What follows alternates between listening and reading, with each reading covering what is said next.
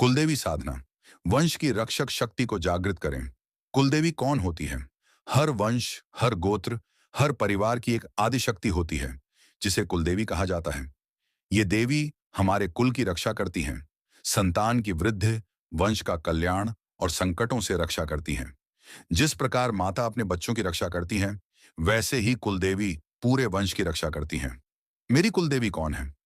ये जानने के लिए अपने पितरों से, दादा, परदादा या घर के बुजुर्गों पूछें।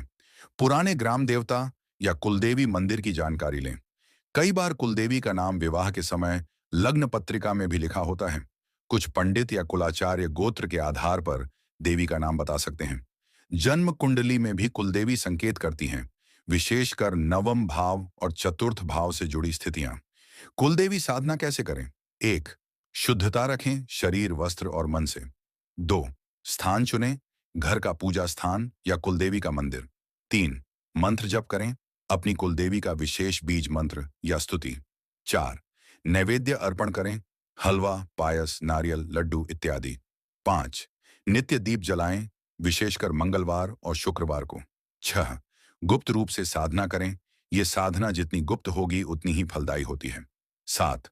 कुलदेवी मंत्र उदाहरण एयूएम ऐं ह्रीं श्रीं। कुलदेवी का नाम देव्य नमः।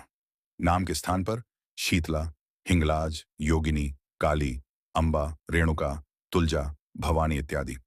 साधना के लाभ: वंश पर आई विपत्तियां दूर होती हैं, संतान सुख प्राप्त होता है, कुल में समृद्धि और शांति आती है, विवाह संबंधी अड़चनें दूर होती हैं, तंत्र बाधा या पितृदोष का नाश होता है, जीवन में स्थिरता और आत्मबल प्राप्त होता है। क्या होता है जब कुलदेवी रूठती हैं? बार बार घर में दुर्घटनाएं, संतान नहीं होती या जल्दी मर जाती हैं। पति पत्नी में तनाव और अलगाव, लगातार आरण, कोर्ट कचहरी और मानसिक तनाव, घर में रोग, दरिद्रता और भय का वास। यह सब संकेत होता है कि आपने अपने वंश की देवी को भुला दिया है। कुछ रहस्य जो बहुत कम लोग जानते हैं: कुलदेवी की साधना केवल परिवार के सदस्य करें, बाहरी नहीं। यह साधना हमेशा श्रद्धा और गुप्त रूप से करें। कुलदेवी की मूर्ति को सिर के पास नहीं रखें। उनकी पूजा में मांस मदिरा निषिद्ध हो। कुलदेवी की कृपा प्राप्त करने के लिए वंशज की सच्ची भावना जरूरी होती है।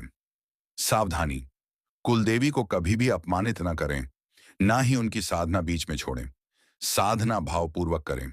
अगर देवी क्रोधित होती हैं तो वंश में रोग, दरिद्रता, संतानहीनता जैसी समस्याएं बढ़ती हैं।